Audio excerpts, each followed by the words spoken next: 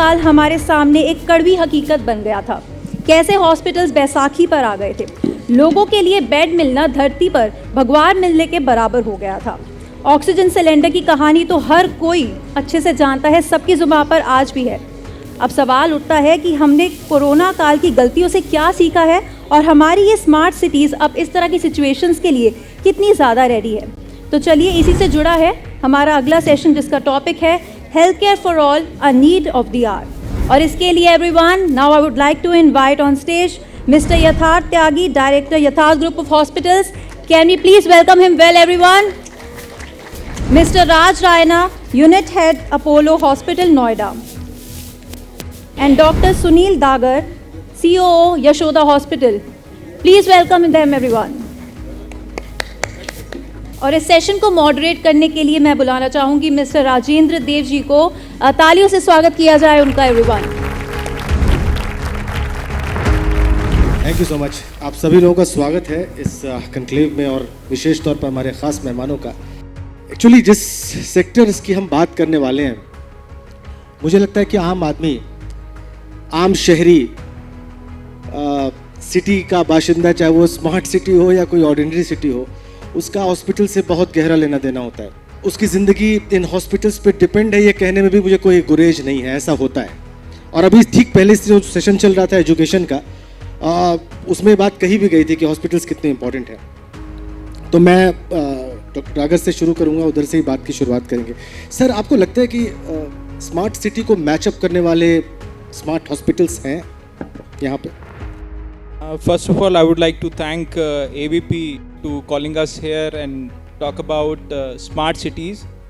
जब हम smart cities की बात करते हैं तो वो smart schools, smart health care facilities के बिना अधूरे हैं। और चूँकि हम दिल्ली NCR में बैठे हैं, जो हमारा नेशनल कैपिटल रीजन है, तो वहाँ पे इस बात में कोई शक नहीं है और ना ही होना चाहिए कि समस्त भारतवर्ष के जो सबसे बेहतरीन अस्पताल हैं वो दिल्ली NCR में है, वो नोएडा में है, ग्रेटर नोएडा में है, गाज़ियाबाद में है, गुड़गांव में है। और जब हम स्मार्ट हॉस्पिटल्स की बात करते हैं तो in terms of technology, innovation, talent, health care professionals, resources, equipments, इसमें हम कहीं से भी विश्व स्तर पर कहीं पे भी कम नहीं हैं। आप किसी भी फील्ड में, किसी भी स्पेशलिटी में, किसी टेक्नोलॉजी की बात करिए तो वो हमारे पास यहाँ अवेलेबल है। तो इसमें कहीं कोई संशय ही नहीं है कि स्मार्ट सिटी की बात करें तो उसमें स्मार्ट हॉस्पिटल्स का होना बहुत ज़रूरी है। बिल्कुल सही बात है। यथार्थ त्यागी जी, आपके पास एक बड़ी चेन है हॉस्पिटल्स की यहाँ पे, एक बड़ा ग्रुप आप देख रहे हैं। जो पेशेंट्स हैं यहाँ पे, सबकी जेब में इतने पैसे नहीं है कि वो कॉर्पोरेट हॉस्पिटल में जाएं और अपना इलाज करवा पाएं। ये जो सेक्शन है, जिसको हम कह सकते हैं कि अंडर प्रिविलेज्ड लोग होते हैं, इनकी जो आवश्यकताएं हैं स्वास्थ्य संबंधी, इनको कैसे हैंडल किया जा रहा है आपके ग्रुप की तरफ से, और आपका क्या नज़रिया है, इसको कैसे देखा जा रहा है? ये बात बिल्कुल सही है कि जिस तरह से ग्रेट नोएडा सिटी एक स्मार्ट सिटी के तौर पे आगे बढ़ के आया है, डेवलप हुआ है, उसमें यहाँ के हॉस्पिटल्स ही नहीं, जो कि सारे एजुकेशन इंस्टीट्यूशंस हैं और जो भी रियल एस्टेट बिल्डर्स हैं, जो फर्स्ट सेशन था यहाँ पे, उन सबका बहुत बड़ा योगदान रहा है। और आपका क्वेश्चन जो था कि अंडर प्रिविलेज और जो जी उनके लिए जो हॉस्पिटल्स का जो एक इंफ्रास्ट्रक्चर डेवलप हुआ है, आप देखें कि जिस तरह से पहले सेशन में बताया गया था कि एक समय था कि लोग यहाँ से दिल्ली की तरफ जाते थे, और अब ना ही बस यहाँ के आसपास के गांव के लोग, इस शहर के लोग, बट पूरे यूपी के लोग आज ग्रेटर नोएडा आते हैं, बिकॉज हाईवे कनेक्टिविटी इतनी अच्छी हो गई है आज।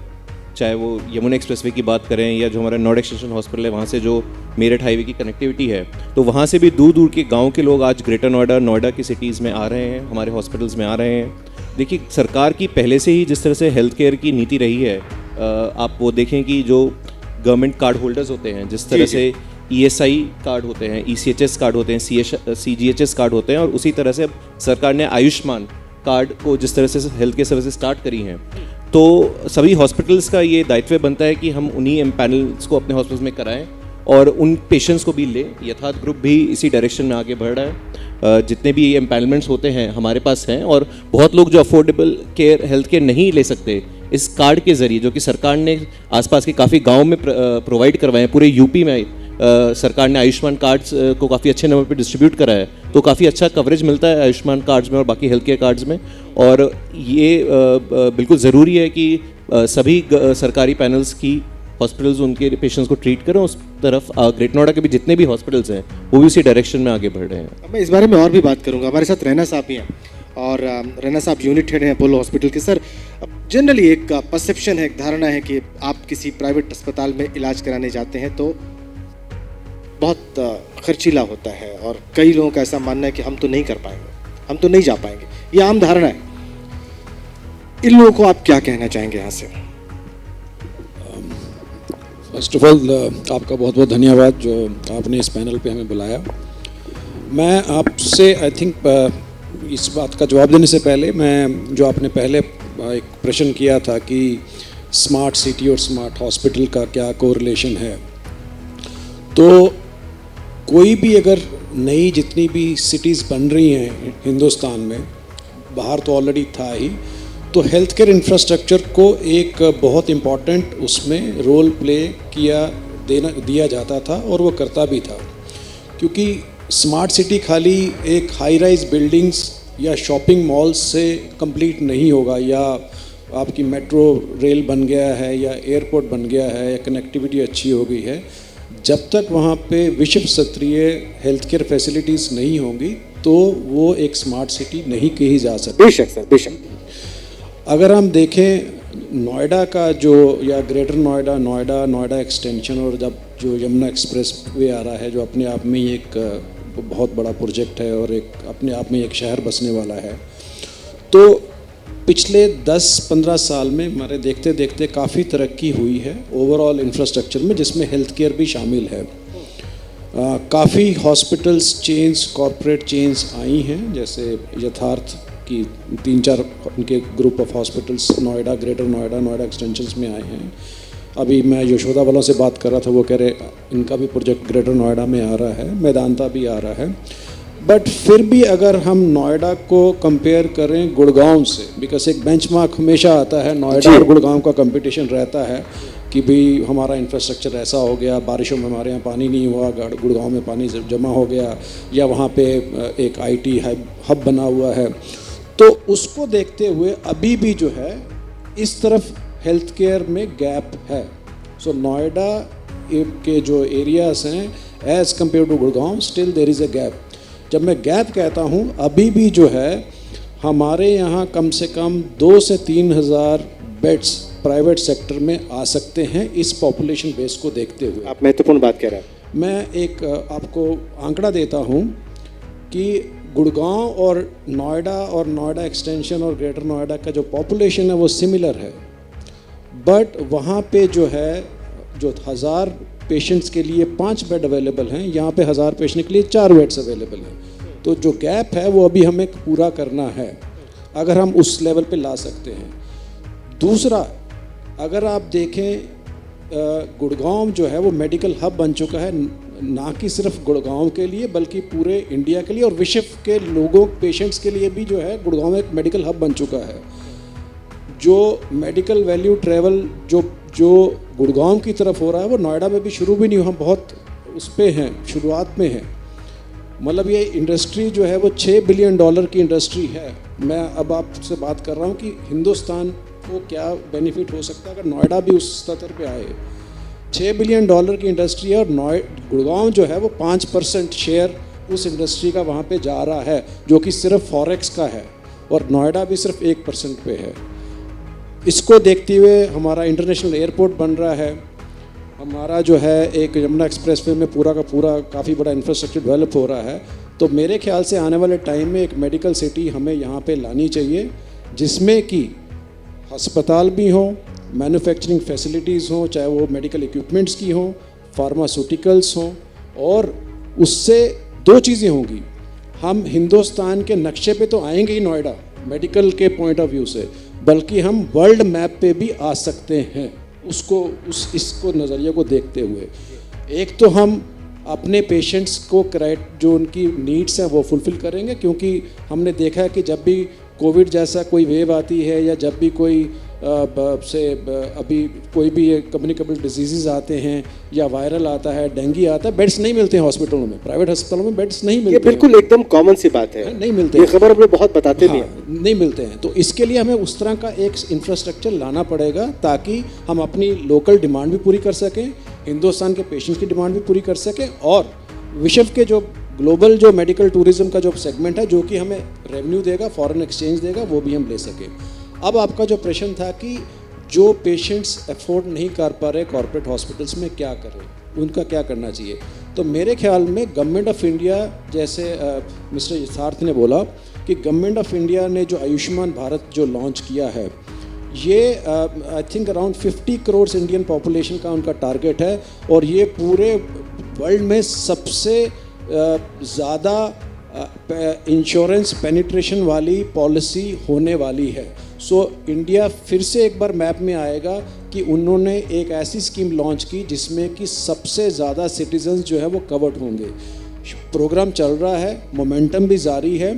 अभी शायद फोकस उनका टायर 2 टायर 3 सिटीज़ पे ज़्यादा है, लेकिन आने वाले टाइम में मेट्रो में भी आएगा। और जितने भी अब क्या है कि हर स्टेट के पास अपनी अलग हेल्थ इंश्योरेंस पॉलिसी है। कर्नाटका अपना अलग लेके चल रहा है, यूपी की इंश्योरेंस अलग होगी, बिहार में अलग होगी। अगर ये सब जो है अगर एक ही अम्ब्रेला के अंडर आए और एक जो है स्टैंडर्डाइजेशन इसका इस पॉलिसी का हो, और उसके बाद गवर्नमेंट इनवाइट करे सारे सेक्टर्स, प्राइवेट सेक्टर्स को, पब्लिक हॉस्पिटल्स को, कि भी हाँ भी एक हम ये इंश्योरेंस ला रहे हैं जिसमें कि एक रिक्शे वाले से लेके और एक जो है प्राइवेट नौकरी वाला भी कवर्ड होगा, हम इंश्योर्ड उसका होगा, आपको क्लेम में कोई प्रॉब्लम नहीं आएगी, गवर्नमेंट आपका रीइंबर्समेंट करेगी। तो मेरे ख्याल से इसका यूजेज जो है प्राइवेट हॉस्पिटल्स में भी काफ़ी ज़्यादा होगा। ये एक स्मार्ट कार्ड की तरह होगा हर किसी के पास, वो जहाँ भी जाएगा। आप कह रहे हैं कि जो गवर्नमेंट की तरफ से, चाहे वो सेंट्रल गवर्नमेंट हो या स्टेट गवर्नमेंट हो, ये जो कार्ड्स इशू किए गए हैं या जो स्कीम्स हैं, ये रिवॉल्यूशनरी साबित हो सकते हैं इस मामले में। हो सकती हैं अगर इसको स्टैंडर्डाइज किया लेकिन सर इसमें महत्वपूर्ण भूमिका होगी हॉस्पिटल्स की। डॉक्टर डागर जी, जो मेरे साथी मिस्टर रैना ने अभी बात की अफोर्डेबिलिटी की, और जो लोग प्राइवेट हॉस्पिटल्स में आते हैं, मैं 2-3 स्कीमें और इसमें ऐड करना चाहूँगा। As a group of hospital Yashoda super speciality hospitals, हम लोग ऑलरेडी आयुष्मान स्कीम के साथ काम कर रहे हैं, और पर्टिकुलरली कुछ जो टर्शरी केयर लेवल की सर्विसेज हैं उसी के लिए हमने एम्पैनलमेंट किया, क्योंकि ये स्कीम ऑलरेडी, जैसे इन्होंने बताया कि टियर 2 टियर 3 सिटीज़ में आयुष्मान कार्ड की पेनिट्रेशन ऑलरेडी बहुत अच्छी है, बट टियर 1 सिटीज़ में चूँकि वो इस तरीके के इंफ्रास्ट्रक्चर हैं कि वहाँ एक जनरलाइज्ड वे में पेशेंट्स को मूव नहीं किया जा सकता है, और उससे वहाँ का जो रनिंग कॉस्ट है उस पर एक इम्प्लीकेशन आती है। उसके चलते हम लोगों ने सजेस्ट किया, गवर्नमेंट ऑफ यूपी में लखनऊ से उनकी टीम आई, तो हमने सजेस्ट किया कि आपके पास कौन सी सुविधाएं टियर 2 टियर 3 में नहीं अवेलेबल, आप हमें वो बताएं, हम उसके लिए पर्टिकुलरली इम्पैनलमेंट करेंगे।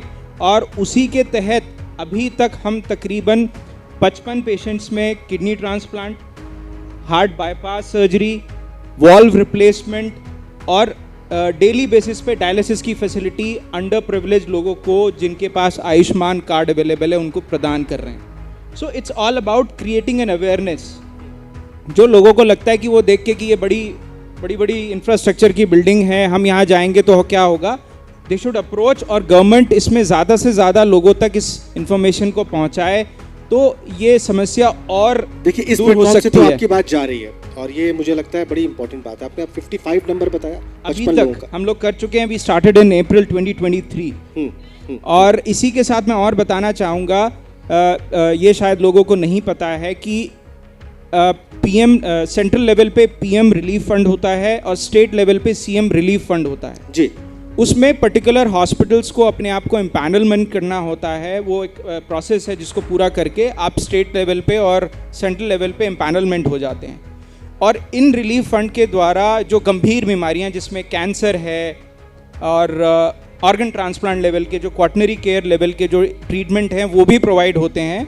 उसमें प्रोसेस होता है कि हॉस्पिटल में जब पेशेंट अप्रोच करता है तो उसकी एस्टिमेशन ट्रीटमेंट लाइन बना के जो पर्टिकुलर डिस्ट्रिक्ट है वहाँ का सीएमओ ऑफिस और जो वहाँ के एमपी या एमएलए हैं उस पर्टिकुलर एरिया के, उनके द्वारा वो फाइल मूव होके कंसर्न डिपार्टमेंट को जाते हैं और उसमें उनको अनुदान भी मिलता है और ट्रीटमेंट पूरा वही जो एक प्राइवेट पेशेंट आके प्राप्त कर सकता है उनको भी प्राप्त होता है।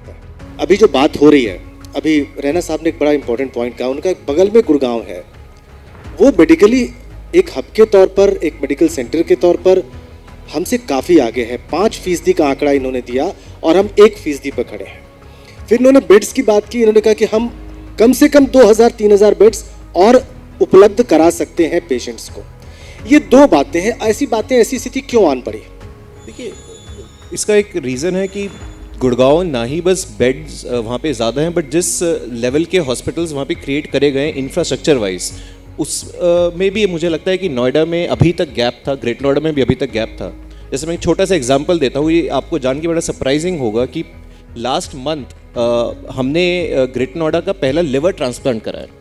और लिवर ट्रांसप्लांट एक बहुत ही कॉम्प्लेक्स प्रोसीजर होता है हेल्थ केयर में, बट गुड़गांव में लिवर ट्रांसप्लांट आज से कितने सालों पहले स्टार्ट हो चुका होगा, और ग्रेट नोएडा में ये 1 महीने पहले स्टार्ट हुआ है।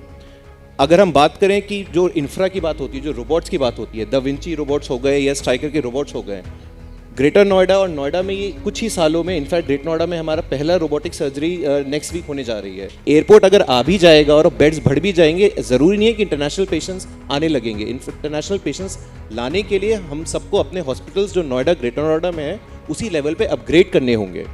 गुड़गांव की बात करें तो मैं रफली सरल शब्दों में कहूँ कि आप ये कह रहे हैं कि अगर बेड्स बढ़ा भी दिए जाएं और वैसी फैसिलिटीज या वैसा इंफ्रास्ट्रक्चर हम ना रख पाएं तो उसका कोई मतलब नहीं है। जी बिल्कुल, गुड़गांव में रफली अराउंड अगर हम देखिए इंटरनेशनल बिजनेस जो वहाँ के जो हॉस्पिटल्स हैं, साल का मिला के 2000 करोड़ के आसपास का वो इंटरनेशनल बिजनेस करते हैं। तो उतनी पोटेंशियल जब ग्रेटर नोएडा में एयरपोर्ट आएगा, अगर उसका हाफ बिजनेस भी यहाँ के हॉस्पिटल्स कर पाएँ तो ये इस एरिया के लिए काफ़ी एक बड़ा डेवलपमेंट माना जाएगा। और एक ये जैसा भी बिल्कुल सही कहा कि एक वर्ल्ड मैप में greater Noida as a medical hub आ सकता है।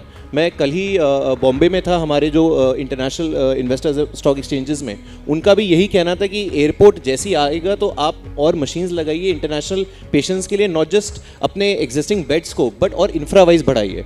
और I would like to thank कि जो हमारे जो ग्रेट नोएडा अथॉरिटी के सीईओ हैं, जैसे ही वो आए, एक साथ हमारे जो नोएडा एक्सटेंशन हॉस्पिटल के पीछे का प्लॉट था उन्होंने हमें प्रोवाइड करवाया, एडजेसेंट प्लॉट हमने खरीदा। सिमिलरली ग्रेट नोएडा हॉस्पिटल का साइड वाला प्लॉट उन्होंने हमें दिलवाया। तो हमारी दोनों हॉस्पिटल जो 400-450 बेड के हैं, आने वाले 2.5 साल में 700 और 600 बेड के होने जा रहे हैं। तो इंटरनेशनल पेशेंट्स के लिए ही सभी हॉस्पिटल्स अपने आपको एक्सपैंड करें, इंफ्रा बढ़ाए, तो ही हम इंटरनेशनल पेशेंट्स को क्लाइंट कर पाएंगे। बिल्कुल बिल्कुल नहीं, इंटरनेशनल पेशेंट्स को तो रैना साहब हमें देना ही है और मेडिकल हब बनाना ही है, लेकिन जो हमारे शहरी हैं, आम शहरी हैं, उनके बारे में सबसे पहले सोचना है।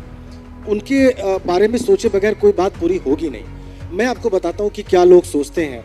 एक व्यक्ति जो प्राइवेट हॉस्पिटल में जाता है, एक क्या बल्कि कई ऐसे उदाहरण मेरे सामने आए जब उन्होंने कहा कि बेमतलब जो है यहाँ पर टाइम स्पेंड करवाते हैं, बिल बढ़ता है, लेकिन जब हम गवर्नमेंट हॉस्पिटल में जाते हैं तो टू द पॉइंट बात होती है और हमारा ट्रीटमेंट होता है, वही ठीक है। ऐसी भी बातें हैं, मैं ये नहीं कह रहा हूँ सारी बातें ऐसी होती हैं, लेकिन ऐसी भी चर्चा लोग करते हैं जो कि प्राइवेट हॉस्पिटल्स में जाते हैं। इन चर्चाओं के पीछे कारण क्या है और इसको आप और आगे बढ़ता देख रहे हैं, ये कम होंगी समय के साथ? देखिए, ये जो धारणाएं हैं, मैं धारणाएं बोलूँगा, क्योंकि हर एक इंडस्ट्री में, हर ऑर्गेनाइजेशन का एक जो है और एक प्रोटोकॉल्स होते हैं, क्लिनिकल प्रोटोकॉल्स आप जिसे कह सकते हैं। मेडिकल में बहुत ज़्यादा इम्पॉर्टेंट रहता है, एविडेंस बेस्ड मेडिसिन जिसे आप कहते हैं। तो अगर कोई पेशेंट प्राइवेट या कॉरपोरेट हॉस्पिटल्स में जाता है या जिनके यहाँ क्वालिटी कंट्रोल काफ़ी स्ट्रिक्ट हैं, तो एक प्रोटोकॉल के तहत ही इलाज चलेगा उनका, वो हिट एंड ट्रायल नहीं होगा। क्योंकि अगर कल को कुछ डिविएशन आपने ट्रीटमेंट से किया और पेशेंट का, देखिए सरकारी अस्पताल में पेशेंट की डेथ भी हो जाए तो कोई अकाउंटेबिलिटी नहीं है, माफ़ कीजिएगा मुझे, ठीक है। लेकिन वही अगर एक प्राइवेट हॉस्पिटल में कुछ नेग्लिजेंस होती है तो दी हेल्थ ब्रोक्स डाउन, आप स्यू कर सकते हैं, आप हॉस्पिटल के अगेंस्ट केस कर सकते हैं। तो उस हिसाब को देखते हुए जो एक प्रोटोकॉल चाहिए, अगर फीवर अगली पेशेंट आया है और वो फीवर किस वजह से हो रहा है, जब तक उसकी ये जांच नहीं होगी और हिट एंड ट्रायल में अगर वो जाएगा, तो मेरे हिसाब से कहीं ना कहीं ठीक है, अगर हो सकता है वो 50% पेशेंट में वो हिट एंड ट्रायल चल भी जाए, लेकिन बाकी 50% पेशेंट में क्या होगा जिसका हमने डायग्नोस ही नहीं कर पाए। तो उस वजह से पेशेंट को लगता है, कई बार होता है कि जी हमें मेरा ये इन्वेस्टिगेशन क्यों करवाई या ये सीटी क्यों करवाया। लेकिन अब suppose for example pen abdomen का कोई पेशेंट इमरजेंसी में आया, पेन एब्डोमेन है छोटी सी चीज़ है पेट दर्द के लिए, लेकिन वो पेट दर्द ऑब्स्ट्रक्शन भी हो सकती है अगर आपने उसका सही इलाज नहीं किया। और ऐसा देखा गया है कई बार कि जो है वो पेशेंट कहीं इमरजेंसी में गया, उसको टीका वगैरह लगा के भेज दिया, लेकिन अंदर ऑब्स्ट्रक्शन थी और बाद में वो कॉम्प्लिकेशन भी हुई है। अगर उसके लिए अगर आपने अल्ट्रासाउंड करवाया, सीटी करवाया, तो पेशेंट को लगता है अननेसेसरी करवाया, हो सकता है वो ठीक निकले, वो कहे जी मैं तो बिल्कुल ठीक था, इन्होंने अननेसेसरी करवाया। लेकिन वो अगर आप इमेजिन करिए अगर वो 2% पेशेंट में अगर वो निकलता है, परफोरेशन निकलती है, ऑब्स्ट्रक्शन निकलती है और उसकी जान बचती है, तो आई थिंक हमें एक जान बचाना हमारे लिए ज़्यादा इंपॉर्टेंट है रादर देन कि इस चीज़ को देखना कि ये क्यों कह रहे हैं, किस लिए कह रहे हैं। और ये भी समस्याएं ख़त्म हो जाएंगी अगर आप इंश्योरेंस पेनिट्रेशन बढ़ जाएगा, इंश्योरेंस ये भी ख़त्म हो जाएगी। आउट ऑफ पॉकेट पेशेंट में पेन होता है, आई अंडरस्टैंड कि नेचुरली क्योंकि हेल्थ केयर महंगा होता जा रहा है हर साल, हेल्थ केयर इन्फ्लेशन, खासकर इंडिया में जो इन्फ्लेशन हेल्थ केयर की पूरे वर्ल्ड में सबसे ज़्यादा हिंदुस्तान में है। हम 14% इन्फ्लेशन हेल्थ केयर में है यहाँ पे, बाकी कंट्री चाहे वो चाइना है वो है, वहाँ पे अभी भी कम है, तो कॉस्ट बढ़ती जा रही है। आपने जो कुछ आंकड़े दिए हैं जी, ये तो मेरा भी मार्गदर्शन कर रहे हैं जी, और मुझे लगता है बहुत सारे लोगों के लिए आंखें खोलने वाले होंगे। 14% इन्फ्लेशन इन हेल्थ केयर, क्योंकि अब उसका जब तक कि हेल्थ इंश्योरेंस पेनिट्रेशन नहीं पड़ेगा, 50% इंडियंस जो हैं वो हेल्थ केयर जो के इलाज के लिए आउट ऑफ पॉकेट मतलब अपने जेब से पैसा देते हैं। जस्ट इमेजिन 50% ऑफ पॉपुलेशन, और ये वो पॉपुलेशन है जो कि जिसको कि जो है फ्री हेल्थ केयर की बहुत ज़रूरी है, वही सबसे ज़्यादा एक्सप्लॉइट हो रहे होते हैं। और अगर मैं फिर उसी बात पे आ रहा हूँ कि अगर जो है गवर्नमेंट, मेरे को लग रहा है जिस तरह से हमारी गवर्नमेंट काम कर रही है, आने वाले जो है अगले कुछ सालों में ये उनकी प्रायोरिटी है। आयुष्मान भारत एक वेपन है उनके पास, उसको एक बड़ा अम्ब्रेला बनाने के लिए, और जितनी भी बाकी स्कीम्स चल रही हैं सरकार की उसको सबको क्लब करके एक यूनिवर्सल हेल्थ स्कीम लाएं। जो अफोर्ड नहीं कर पा रहे हैं उसका प्रीमियम गवर्नमेंट सब्सिडाइज करे, और बाकी पूरे हॉस्पिटल्स जो हैं चाहे वो प्राइवेट हैं गवर्नमेंट हैं पीपीपी वाले हैं उसको एक्नॉलेज करें, तो काफ़ी हद तक हम इस चीज़ से अपनी जनता को काफ़ी रिलीफ दिलवा सकते हैं, ताकि उन्हें पूरी वर्ल्ड क्लास फैसिलिटीज़ भी मिले और उनकी पॉकेट पे भी कोई असर ना पड़े। मुझे लगता है कि ये जो जवाब था आप सभी लोगों का उत्तर मेरे ख्याल से यही होगा। बहुत सारी शुभकामनाएं हैं, क्योंकि ये जो टारगेट अचीव करना है इसमें आप लोगों की बड़ी महत्वपूर्ण भूमिका होने वाली है। स्वास्थ्य सुविधाएं आखिरी आदमी तक पहुंचे, सबसे कमजोर आदमी तक पहुंचे और वो स्वस्थ रहे, इससे बड़ी उपलब्धि तो कोई हो नहीं सकती। बहुत धन्यवाद यहाँ इस मंच पर आने के लिए और बहुत सारी शुभकामनाएं आपके फ्यूचर इंडियावर्स के लिए। बहुत धन्यवाद।